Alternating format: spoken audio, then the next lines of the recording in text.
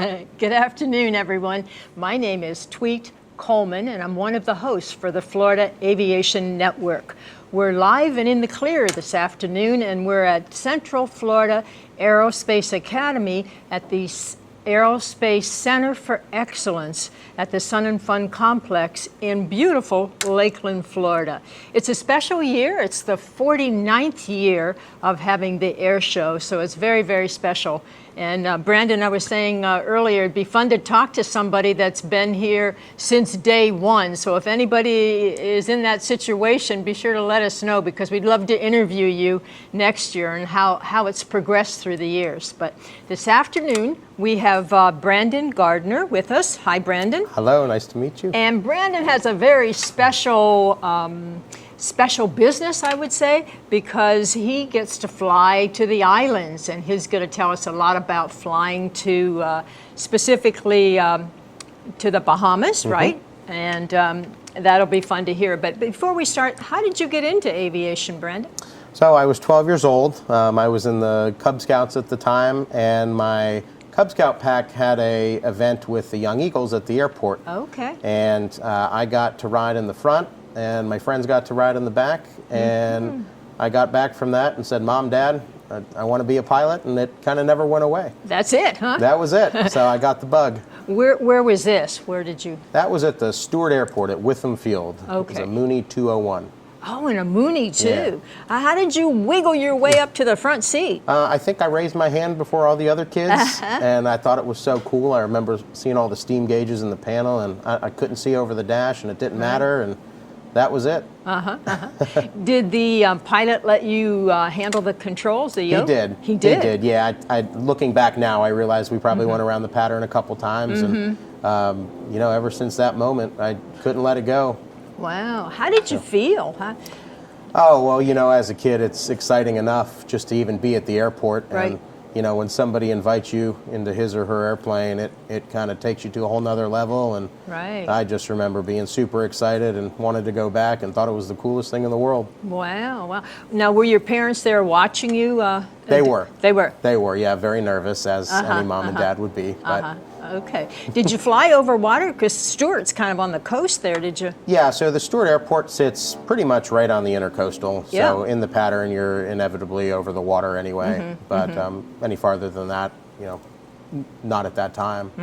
So your parents weren't as excited as you, let us say, huh? Well, like any mother, mine is very protective, and they kind of thought I was nuts. But it was one of those things that as I got older, I couldn't let go. I remember wanting to dress up as a pilot for Halloween. Oh, wow. And when I was finally old enough to actually pursue a certificate, was kind of when the market crashed. I think it was back in 08, 09. So, we could never really afford to send me to flight school. So I kind of had to put that on the back burner, and grew up as a normal kid, went to high school, went to college, majored in business, and then kind of went down the path of entrepreneurship. And my first stint with entrepreneurship was a detailing company that, by the time I sold, ended up detailing airplanes. Oh, so I kind of got a little bit of exposure into aviation, and got to be around more planes and things like that. And then sold that. Ended up buying a couple of food trucks. Ran those for a couple years in the Orlando area where I'm from, and finally sold those and was able to go to flight school and do that full time without a job. And hit the ground running ever since. Wow. Wow. Where did you go to flight school? So I went to a school at Orlando Executive Airport. It took me 1 year, 8 months, and 3 days to go from never having flown an airplane to getting my flight instructor certificate. And that flight school hired me after I was finished, and I worked for them for a couple of years and decided that I really missed being in business for myself. That's kind of a hard thing to be involved in and go back and work for other people. So I decided that I was going to go off and start doing some advanced flight training on my own, and I ended up buying a real nice G1000 Cessna 182. Oh, wow. And we started offering solely advanced flight instruction. So everything from instrument all the way through ATP, multi-engine, But I really wanted to focus on a specialty, and during my time at this flight school, I did a couple of Bahamas trips with some of my students, and I had such an enjoyment for that. I'm originally from Jupiter, Florida, which is right on the coast, so it wasn't uncommon for my classmates to take a boat over on a Saturday and go fishing, and then come back home from West End, and being over the water and seeing what I grew up with all over again really hit home for me, and I decided I really wanted to focus on that when I had my aviation business. So we did. Wow, that's great. So you went from 0 to your commercial, 1 year and how long? It was 1 year, 8 months, and 3 days. 1 year, I 8 wasn't months, counting. and 3 days. Yeah. Wow, that's pretty. You must have done that full time then. Well, I did. I did. I was fortunate enough to quit my job and just pursue. It was all Part 61, but flying full time. And I really just wanted to immerse myself in it and get it done. Would you recommend that being a track if somebody is interested in flying, if they could get a loan or have money to do it straight away like you did? Or? Well, that's a very subjective question today. Obviously, there's no better time to be a pilot right now, and how you choose to do that, is up to you. But what I always tell people, my piece of advice when I get clients that come to me is be smart about it. There's always going to be a time and place for aviation. Pay cash if you can pay cash, and fly as much as you can, and really, don't give up on a really nice career just for the dream of flying. Do it at a good pace to where it makes sense. And I went the Part 61 route. That's what worked for me. I had a family, my wife and kid, so I couldn't really go. I didn't really want to go back to college, the 141 route. And for some people, that works great. So as long as you're doing it, good. Could you just talk a little bit of difference between Part 61 and Part 141? Sure. So Part 141 has a little bit of structure from the FAA, an FAA-approved training syllabus and whatnot, and it's a little bit more of a collegiate style pace to where it is a full-time commitment. Whereas Part 61 is a little bit more laid back. That's where you're going to find your local flight school, your independent flight instructor, aircraft owner and instructor combinations. But the great thing about Part 61, what I really loved, is that it allows you to go at your own pace as a student. So for me, when I learned how to fly, I really struggled with landings. And it wasn't one of those scenarios where I had to pass a stage check on landings before I could move on to anything else. It was, okay, we'll continue to work on it as we move on to other things. And for me, that really worked out well. So I prefer the Part 61 route. That's why I decided to pursue flight instructing under Part 61. Just because, it's a little bit easier to integrate into normal life and work and school and family and all that kind of stuff. Well, isn't it great that we have options? It's wonderful. It's that wonderful. You can go Part 61 or Part 141 there or something. really is an opportunity for everybody. Right. You piqued an interest in me, so how did you get those smooth landings down? Well, I had a brand new instructor at the time. I was his first student. And he was wonderful. I mean, it's been years, and we're best friends to this day. But he was afraid to ask for help. He didn't want the boss to think he wasn't doing his job, and so he kind of held on to me a little bit. And eventually, I realized that I wasn't progressing like everybody else, and I went to the chief and I said, hey, nothing against my instructor. He's wonderful. He's great. But I think he's kind of run out of ways to teach me on this. Can you maybe fly with me? And he said, yeah, absolutely. And one flight ended up being a trim issue, where my eyes were, and that was it, and everything clicked, and, smooth sailing from there. But the great thing is that I was able to progress through my cross country and whatnot, and I was still really working on the landings before my check ride, and it didn't hold me up. It didn't hold me back. Another way may have held you up.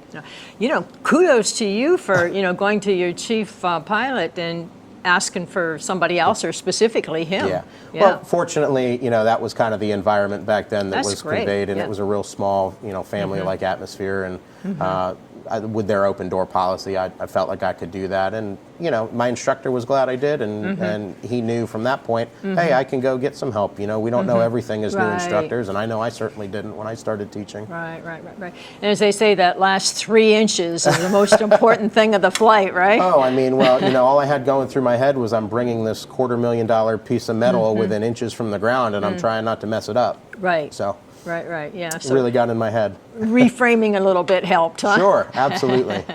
Yeah, let's talk about flying over water. You learn to fly young eagles or close to the water. You live close to the water in Jupiter. Do you think that water theme continued, or? Well, sure, I guess, yeah, we could say that. You know, water's very intimidating for a lot of people, especially to fly over.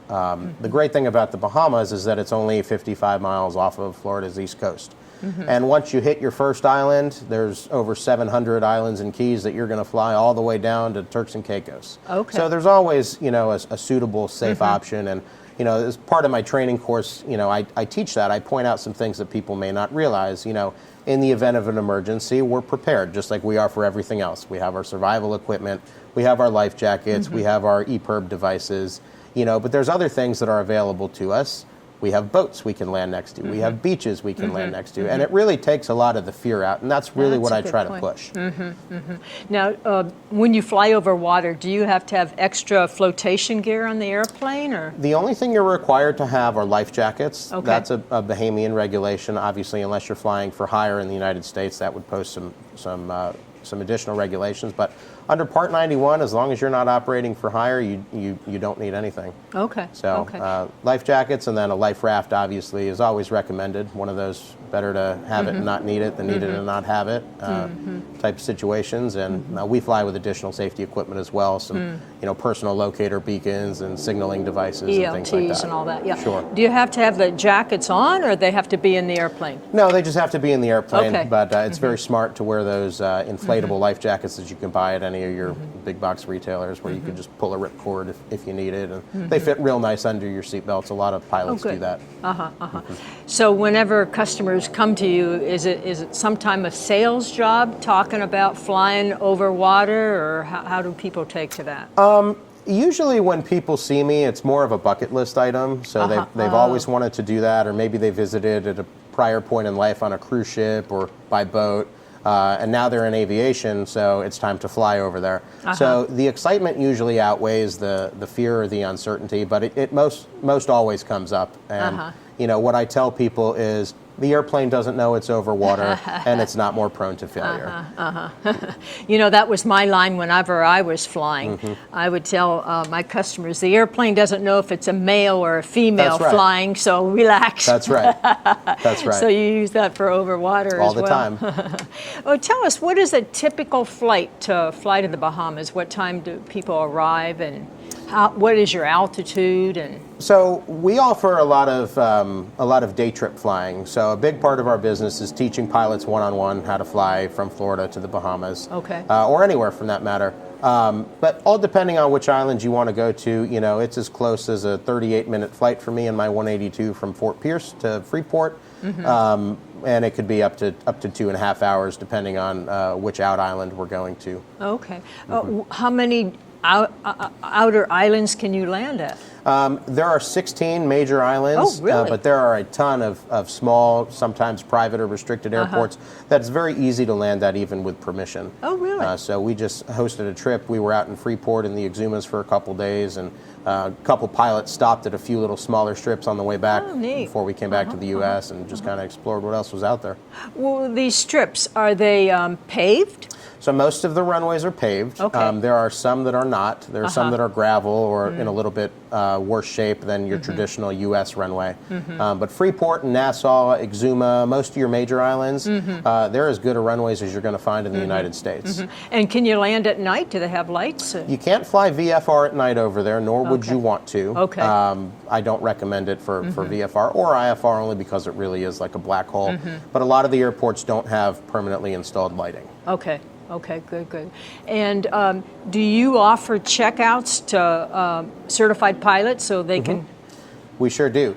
So as long as you go through a training course with me, which does include a dual flight with one of either myself or one of my advanced flight instructors, and we show you firsthand how to do paperwork and customs and immigration and pretty much everything you need to know. Then you get the privilege of renting our airplane and flying over there on your own. Okay. Do you have to have a sign-off, or do you just do that because of your company? Or Well, you know, when you're dealing with some extra government agencies like Border Patrol and things like that, you know, there's some really important policies and procedures that you want to have your I's dotted and your T's crossed. Okay. So, you know, with them coming with me first, I ensure that they're not going to run into any trouble. But it's certainly not a requirement. I mean, you can hop into your airplane today and fly over and, you know, do your homework on it. But that's why we really kind of built our business around the training side is, you know, I want to make it known that there is a service that will teach you how to do this one-on-one. And so that way that you have the confidence to go home and bring your family back in your own airplane. Right. Well, it certainly sounds it would be advisable or recommended to have a checkout for that. Yeah. What an interesting niche that you have, as they say. Yeah. Well, you know, I'm from Orlando. It's 45 minutes away from Lakeland. And, you know, the best part about the Bahamas flying is that my airplane can be in Freeport before I can be in Key West. Okay. So, you know, here I'm presenting the opportunity to go do something in another country for the day versus going to somewhere that we always fly to. Oh, I was going to ask you, do you have to have a passport? You do. Oh, you do? So flying to the Bahamas in today's age, you know, back in the day, you only needed a driver's license. But it's the same as going to any other country, Europe, South America. You're leaving the United States and you're returning to the United States. So you do need a passport. So who are your customers? So we work with a lot of people who own their own airplane and just want additional training, but we also specialize just in advanced training, a lot of business professionals, a lot of folks later in life that, you know, have flying as kind of a bucket list item. You know, when I started the business, I noticed that pretty much everybody offered private pilot training, and, you know, in the Central Florida market, they're kind of a dime a dozen. And I really wanted to do something that set us apart. So, you know, our number one foundation is professionalism and safety, and we really cater towards people that want to do it right and learn the right way versus people who want to learn the quickest and the cheapest way. Okay, great, great. I understand that you also own a Duchess. We don't own that. We lease a Duchess. You lease a Duchess? Yeah, for multi-engine training. Okay, Well, I was just going to say what for multi-engine training. Yeah, so multi-engine and multi-engine instructor training. So with the pilot shortage right now, do you find that your business is even busier? Or? Oh, yes. Yeah, you know, it's no secret that the airlines are paying a significant amount of money right now, and that's been sucking a lot of people up through the charter funnels and whatnot, and that's creating a demand down at the very basic levels. So what I'm seeing the most in my business is a lot of people who got their pilot certificate 15, 20 years ago, and now they're ready for something new, so they're coming back. And, you know, they'll come to me and, hey, I want to get current again, you know, it's time for the instrument rating, take me all the way through, and, you know, let me go have a shot at the airline life for the next 15, 20 years. And you can make a great career out of the airlines in a 15, 20-year span. You don't have to be 25 years old. Right, anymore, yeah.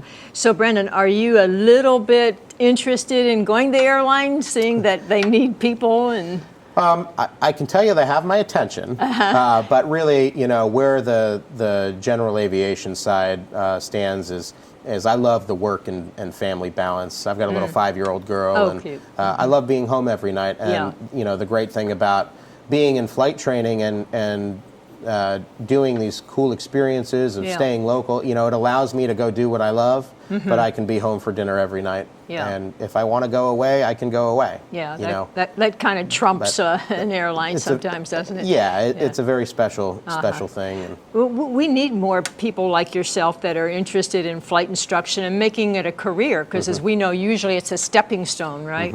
So to have somebody dedicated as you are as a career is really great. You know, a lot of people view flight instructing exactly as you said, as a stepping stone to a better life. And, you know, I'll be the first one to tell you, this is not what it was even 10, 20 years ago. Oh, wow. I mean, you can make a wonderful living flight instructing. You can make a great career, you know, as long as you play by the rules and put safety first and do right by your clients. You know, this is a wonderful job.